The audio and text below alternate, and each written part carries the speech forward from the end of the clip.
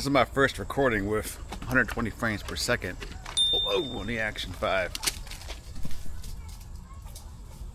Get that squirrel. Get that squirrel.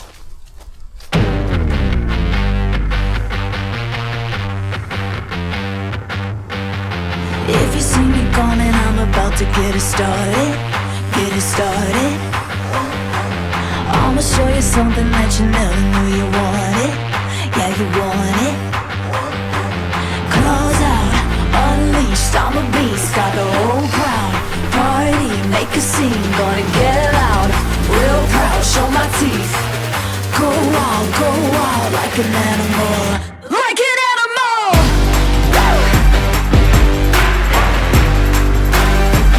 Like an animal! Go wild like an animal! Wild and out like an animal! Go wild like an animal! I'm a machine working every day, the hardest. Super. Alright, so I've been using the Action 5 for a little while now, and I did this video because I came across my first video. I did a super slow-mo through the camera itself on the tree with that squirrel, and then I videotaped the dog, and you could saw from the dog the jittering and the effect of the dog as it went by. Basically, this video is about using the slow motion within the camera or taking like the 120 frames per second in your normal editing software and doing it that way versus doing it within the camera. Now, I totally get what DJI is doing. It's allowing folks who don't have a computer and stuff, or just want to use their phone and this camera together to do super slow-mo and do it ×4 to really slow down that motion. So you can take a video and up to 6 times in one video, you can slow it down different spots.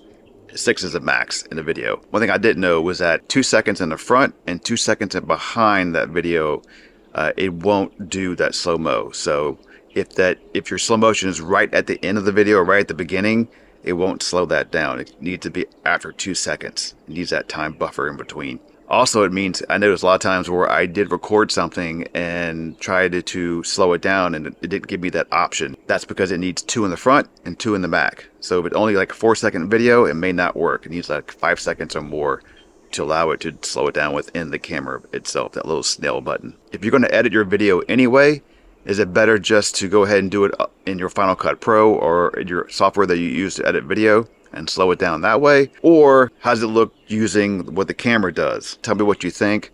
Superhuman vision, got my eyes on the target, on the target.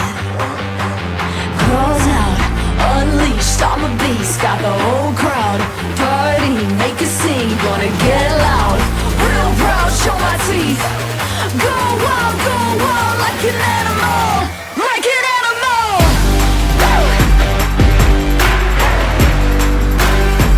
Like an animal. Go wild like an animal. Wild and out like an animal. Go wild like an animal. Like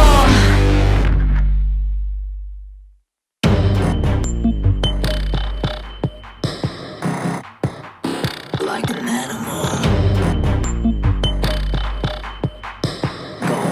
Go wild like.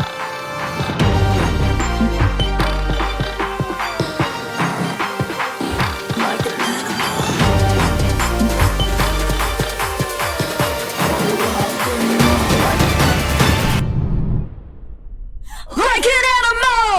Go wild like an animal. Like an animal. Go wild like an animal.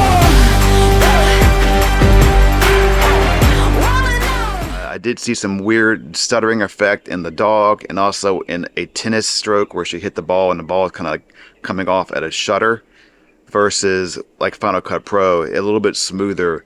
Also, the quality is a little bit better in Final Cut Pro, slowing it down. Because when you use it in here, it becomes a 1080 video versus you're still taking your 4K and just slowing it down in the editing software. But I get what they're doing. I get they're allowing folks to do it within here that don't have an editing software, but you make the judge on which one looks better to you and if it's worth doing it within the camera or going into a software and doing it. So anyway, like, subscribe, and we'll see you in the next one.